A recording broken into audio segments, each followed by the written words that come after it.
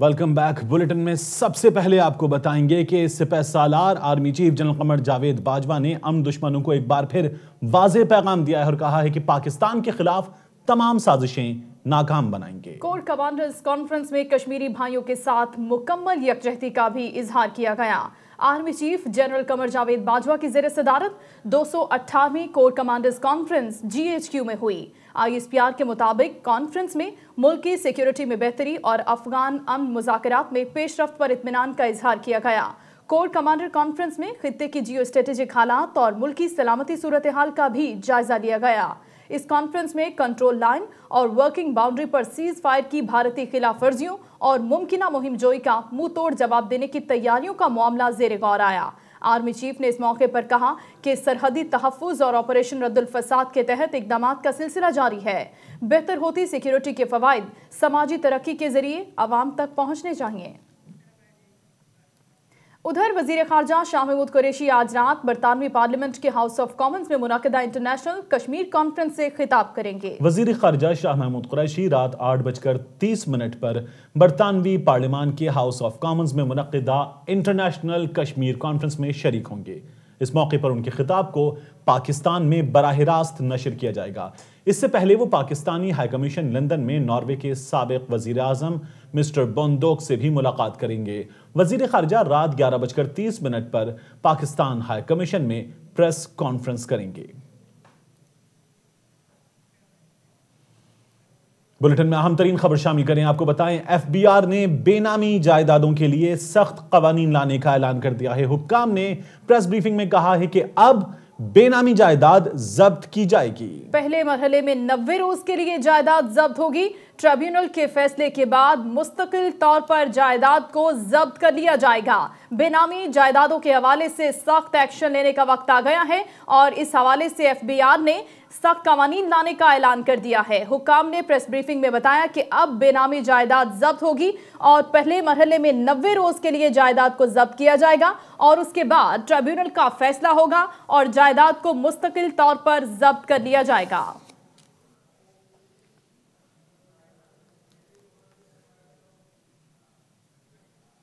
حکومت نے جہاں کرپٹ عناصر پر شکنجہ سخت کیا ہے، وہیں غریبوں کو ریلیف دینے کے لیے اقدامات کا سلسلہ بھی جاری ہے۔ وزیر اعظم نے ایک اور وعدہ پورا کرتے ہوئے صحت انصاف کارڈ اسکیم کا افتتاح کر دیا ہے۔ اسلام آباد میں تقریب سے خطاب میں وزیر اعظم نے کہا کہ کوئی معاشرہ تعلیم اور صحت پر خرچ کیے بغیر ترقی نہیں کر سکتا۔ بیماری سے زیادہ اور کوئی بے بسی نہیں ہوتی۔ بیماری آ جائے تو پورے کا پورا بجٹ متاثر ہوتا ہے۔ بیماری کی وجہ سے لوگ غریب ہو جاتے ہیں۔ اس صحت اسکیم سے غریب اور مستحق طبقے کو سہولت اور تحفظ ملے گا۔ وزیر اعظم نے کہا کہ سب سے پہلے قبائلی اضلاع میں یہ صحت کارڈ دیے جائیں گے۔ انہوں نے کہا کہ ملکی تاریخ میں ایسا بہتر صحت پروگرام کبھی نہیں آیا۔ صحت کارڈ سے کینسر، امراض قلب جیسے شدید امراض کا علاج بھی میسر آئے گا۔ وزیر اعظم نے کہا کہ صحت کارڈ اسکیم اسلام آباد اور قبائلی اضلاع میں لانے کے بعد پورے ملک میں متعارف کرائی جائے گی۔ غربت کے خاتمے کا جامع منصوبہ بھی لایا جائے گا، جس میں عام آدمی کو انصاف فراہم کرنے میں قانونی معاونت دینے پر بھی توجہ دی جائے گی۔ دوسری جانب گیس کے زیادہ بل آنے پر ہلچل برقرار ہے۔ وفاقی حکومت نے تحقیقات کے لیے اعلیٰ سطح کی کمیٹی بنا دی ہے۔ نوٹیفیکیشن بھی جاری کر دیا گیا ہے۔ حکومت نے ایڈیشنل سیکریٹری شیر افغان خان کی سربراہی میں کمیٹی بنائی ہے۔ کمیٹی میں وزارت توانائی کے سینئر افسران شاہد یوسف، عمران احمد اور SNGPL کے جنرل مینیجر شامل ہیں۔ کمیٹی گیس کے بلوں میں اضافے کے اسباب اور وجوہات کا جائزہ لے گی۔ اپنی تحقیقات کی روشنی میں بلوں کے نظام میں ترامیم کی سفارش بھی کر سکے گی۔ گیس بلوں میں اضافے کا شور ابھی تھما نہیں کہ نیپرا نے فیول ایڈجسٹمنٹ کے چکر میں بجلی کی قیمت میں 56 پیسے فی یونٹ اضافے کی منظوری دے دی۔ اس اضافے سے صارفین پر 4 ارب 20 کروڑ روپے کا بوجھ پڑے گا۔ National electric power regulatory authority کی منظوری کے بعد بجلی کی قیمت میں 56 پیسے فی یونٹ اضافے کا نوٹیفیکیشن جاری کیا گیا۔ اضافے کے اطلاق کے الیکٹرک، لائف لائن اور زرعی صارفین پر نہیں ہوگا۔ نیپرا حکام کے مطابق گزشتہ برس دسمبر میں کوئلے اور RNG سے سستی بجلی پیدا کرنے والے پلانٹ کم چلائے گئے۔ حکام کا موقف ہے کہ کوئلے اور RLNG پلانٹ چلائے جاتے تو صارفین کو 5 سے 6 پیسے فی یونٹ بجلی سستی ملتی۔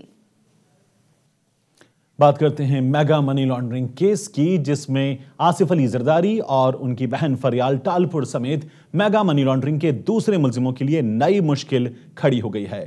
نیب سندھ نے میگا منی لانڈرنگ کیس اسلام آباد منتقل کرنے سے متعلق درخواست کراچی کی بینکنگ کورٹ میں جمع کرا دی ہے۔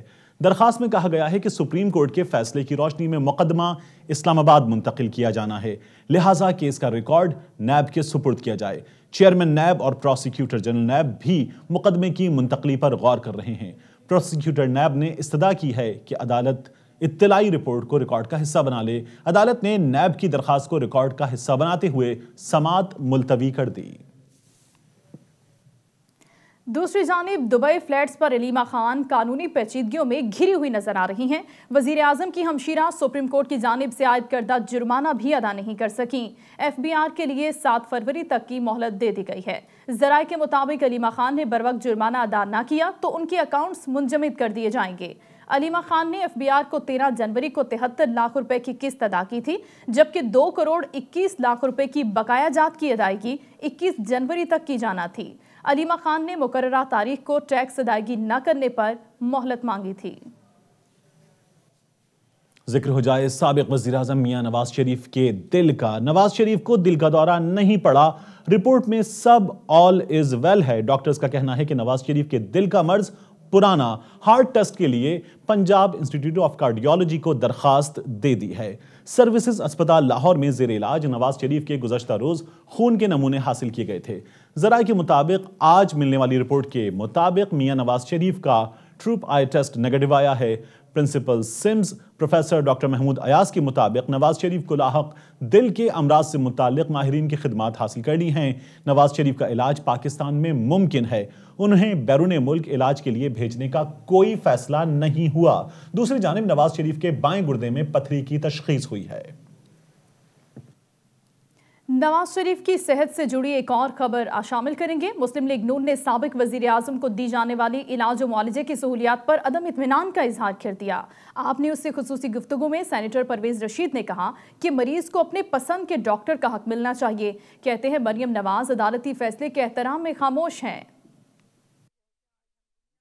اب یہ فرمائیے گا کہ میاں نواز شریف صاحب جو 3 بار کے منتخب وزیر اعظم ہیں، ان کو علاج کے لیے سروسز ہاسپٹل میں منتقل کیا گیا ہے، کیا آپ ان کے علاج کی سہولیات جو انہیں دی جا رہی ہیں اس سے مطمئن ہیں؟ نواز شریف صاحب کی صحت کا معاملہ پیچیدہ بھی ہے اور دیرینہ بھی ہے۔ ڈاکٹرز جو تھے ان کی یہ ہدایت تھی کہ آپ کو ہر 6 مہینے کے بعد اپنے چیک اپ کے لیے ضرور ہمارے پاس آنا چاہیے، کیونکہ سارا ریکارڈ جو ہے وہ انہی ڈاکٹرز کے پاس ہے جنہوں نے وہ سرجری کی تھی۔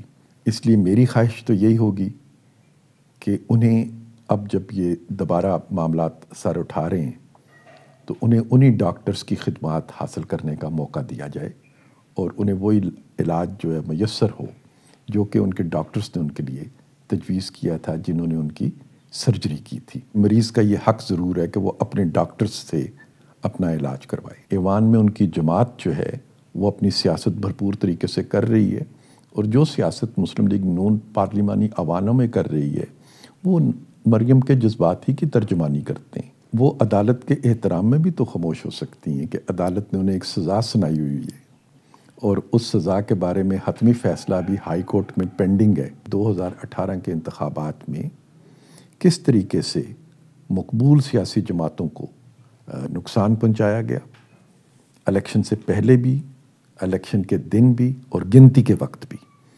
ہم چاہتے ہیں کہ کمیٹی بنے، کمیٹی اس کی تحقیق کرے، تفتیش کرے، تاکہ پاکستان کے لوگوں کو انتخابات کی شفافیت پہ جو سوال اٹھتے ہیں ان کا جواب دیا جا سکے۔ حکومت کی طرف سے ابھی کوئی عملی قدم ایسا نہیں اٹھایا گیا جس میں 18ویں ترمیم کو چھیڑنے کی کوئی بات کی گئی ہو، لیکن جب وہ کوئی ایسا عملی قدم اٹھائیں گے تو آپ دیکھیں گے کہ تمام سیاسی جماعتیں 18ویں ترمیم کے تحفظ کے لیے اکٹھی جدوجہد کرتی ہوئی نظر آئیں گی۔ جس ترمیم کو متفقہ طور پر ہم نے پاس کیا ہے اس کا تحفظ کرنا بھی ہم اپنی ذمہ داری سمجھتے ہیں اور ہم اس کا تحفظ کریں گے، کیونکہ 18ویں ترمیم نے صوبوں کو اختیارات دیے ہیں اور جمہوریت میں اختیارات کی منتقلی، اختیارات کو نیچے تک لے جانا جمہوریت کا ایک بنیادی جزو ہوتا ہے، اور یہ وہ اختیارات ہیں جو 1973 کے آئین میں وعدہ کیا گیا تھا کہ صرف 10 سال کے لیے وفاق کے پاس رہیں گے، 10 سال کے بعد یہ صوبوں کو منتقل کر دیے جائیں گے، 2 سیاسی جماعتیں نہیں بلکہ تمام سیاسی جماعتوں کو شامل کر کے۔ حتیٰ کہ میں تو اب کہوں گا کہ اب چونکہ تحریک انصاف بھی ایک پارلیمانی قوت بن چکی ہے، تحریک انصاف کو بھی اس میں شامل کیا جائے، کیونکہ پاکستان کے مسائل کسی ایک سیاسی جماعت کی کوشش سے یا کاوش سے حل نہیں کیے جا سکتے۔ اس کے لیے پاکستان کی تمام سیاسی قوتوں کو، جو ہمارے بنیادی مسائل ہیں، اور بنیادی مسئلہ ہمارا یہی ہے کہ کیسے پارلیمنٹ کو مستحکم کیا جائے، کیسے پارلیمنٹ کو بالادست کیا جائے، اور کیسے پالیسیز بنانے کا عمل جو ہے اور ان پر عمل درآمد کرانے کا فریضہ جو ہے وہ پارلیمنٹ ہی کے پاس ہو۔ اس لیے تمام سیاسی جماعتیں جو جمہوری سیاسی جماعتیں وہ اس عمل کو پورا کرنا ان کے فرائض میں شامل ہے۔ براہ راست آپ کو دکھائیں گے وزیر اطلاعات فواد چودھری میڈیا سے بات کر رہے ہیں۔ فرق ہے وہ ہے، لیکن گورنمنٹ پوری کوشش۔ وفاقی وزیر اطلاعات فواد چودھری میڈیا سے بات کر رہے ہیں۔ دوسری جانب آپ دیکھ سکتے ہیں وزیر اعظم عمران خان کو بھی وفاقی وزیر اطلاعات فواد چودھری اس وقت کابینہ کے ارکان کے ساتھ میڈیا سے بات کر رہے تھے۔ اس سے پہلے آپ گفتگو سن رہے تھے مسلم لیگ نون کے رہنما پرویز رشید کی، جن کا یہ کہنا تھا کہ مسلم لیگ نون دیگر جماعتوں کے ساتھ مل کر 18ویں ترمیم کا تحفظ کرے گی اور اسے چھیڑنے کی اجازت نہیں دی جائے گی۔ آگے بڑھیں، آپ کو بتائیں سانحہ ساہیوال کے حوالے سے، جس میں جوڈیشل کمیشن کی تشکیل کا مطالبہ زور پکڑتا جا رہا ہے۔ لاہور ہائی کورٹ نے وفاقی حکومت سے رپورٹ طلب کر لی ہے اور عدالت نے آپریشن کا حکم دینے والے افسر کا ریکارڈ بھی منگوا لیا ہے۔ Chief justice Lahore high court سردار شمیم احمد خان کی سربراہی میں 2 رکنی بینچ نے کیس کی سماعت کی۔ عدالت نے آئی جی پنجاب کے پیش نہ ہونے پر اظہار برہمی کیا۔ جی آئی ٹی کے سربراہ اعجاز شاہ نے کہا کہ سی سی ٹی وی فوٹیج اور گواہوں کی شہادت سے تفتیش آگے بڑھ رہی ہے، جس پر چیف جسٹس نے کہا کہ ایسی سی سی ٹی وی فوٹیج کا کیا فائدہ جس میں ملزموں کی نشاندہی ہی نہ ہو۔ آگاہ کیا جائے کہ کون سی افسر نے اہلکاروں کو اس آپریشن کا حکم دیا تھا۔ سرکاری وکیل نے بتایا کہ آپریشن کا حکم دینے والے افسر کو معطل کر دیا گیا ہے۔ عدالت نے آپریشن کا حکم دینے والے افسر کا ریکارڈ طلب کر لیا۔ چیف جسٹس نے ریمارکس دیے کہ ریکارڈ تبدیل کیا تو سب جیل میں ہوں گے۔ آگے بڑھیں، ملک کے سب سے بڑے عہدے پر براجمان اور اہل زبان صدر عارف الوی نے اپنے ٹویٹ میں اردو کا تیا پانچا کر دیا۔ کیسے؟ دیکھیے۔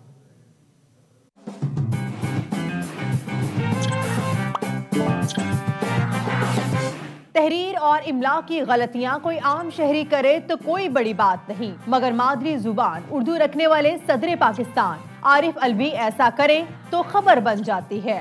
صدر عارف الوی نے اپنی ٹویٹ میں جہاں کئی الفاظ کے ہاتھ پیر توڑے، وہی گرامر کا بھی خیال نہ رکھا۔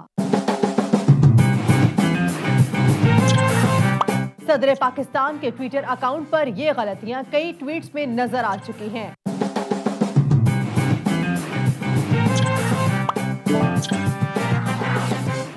اور بلیٹن میں اب کچھ بات کریں گے موسم کی، جو ایک اور کروٹ لینے کو تیار ہے۔ محکمہ موسمیات نے کل سے ملک کے میدانی علاقوں میں بارش اور پہاڑوں پر برفباری کا نیا سلسلہ شروع ہونے کی پیشگوئی کر دی ہے۔ موسم کا حال بتانے والے کہتے ہیں کہ رواں ہفتے ملک بھر میں بادل جم کے برسیں گے اور پہاڑوں پر خوب برفباری ہوگی۔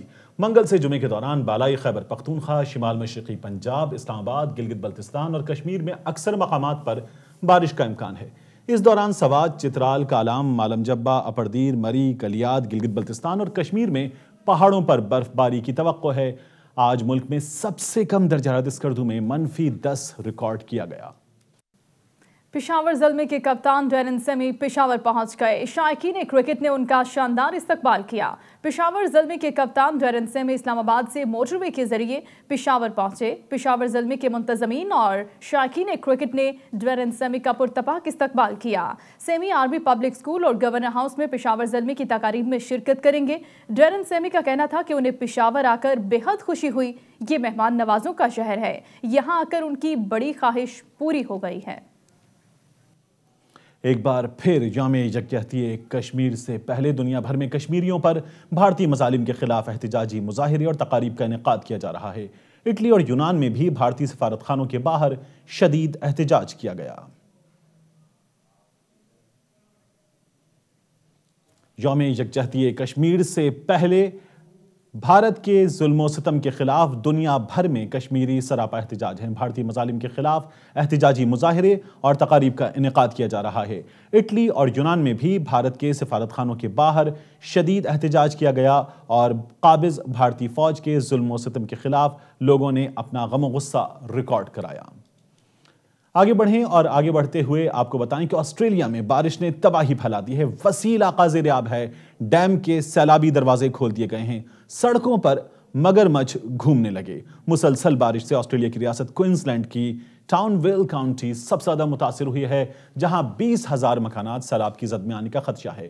بارش سے وسیع علاقہ زیر آب آ گیا ہے اور سڑکوں پر مگرمچھ اور سانپ نظر آنے لگے۔ ساحلی علاقوں میں بڑی تعداد میں لوگوں کی گاڑیاں اور مویشی سیلاب میں بہہ چکے ہیں۔ بارشوں کی وجہ سے دریائے راس پر بنے ڈیم میں پانی کی سطح خطرے کے نشان سے اوپر چلی گئی ہے، جس کے بعد ڈیم کے دروازے کھول دیے گئے ہیں۔ امدادی ٹیمیں کشتیوں سے لوگوں کو علاقے سے نکالنے میں مصروف ہیں۔ محکمہ موسمیات نے مزید بارش کی پیشگوئی کی ہے۔ خبر آپ کو دیں، پاک بحریہ نے کثیر القومی مشق امن کا نیا پرومو جاری کر دیا ہے۔ پرومو میں پچھلی تمام امن مشقوں کی سرگرمیوں کو بھی دکھایا گیا۔ ترجمان پاک بحریہ کے مطابق کثیر القومی مشق امن کا انعقاد 2007 سے ہر 2 سال بعد کیا جا رہا ہے۔ اس سال 40 سے زائد ملکوں کی بحری افواج امن مشق میں شرکت کریں گی۔ ترجمان کا کہنا ہے کہ یہ مشق میری ٹائم تعاون کو مستحکم کرنے اور علاقائی اور عالمی امن میں اہم کردار ادا کرے گی۔ اور اب آپ کو بتائیں کہ دنیا میں ہر منٹ میں 17 لوگ کینسر کے ہاتھوں اپنی جان گنوا بیٹھتے ہیں۔ ماہرین کو خدشہ ہے کہ سال 2030 کے بعد ہر سال 2 کروڑ 10 لاکھ لوگ کینسر میں مبتلا ہو گئے۔ اس حوالے سے یہ رپورٹ دیکھیے۔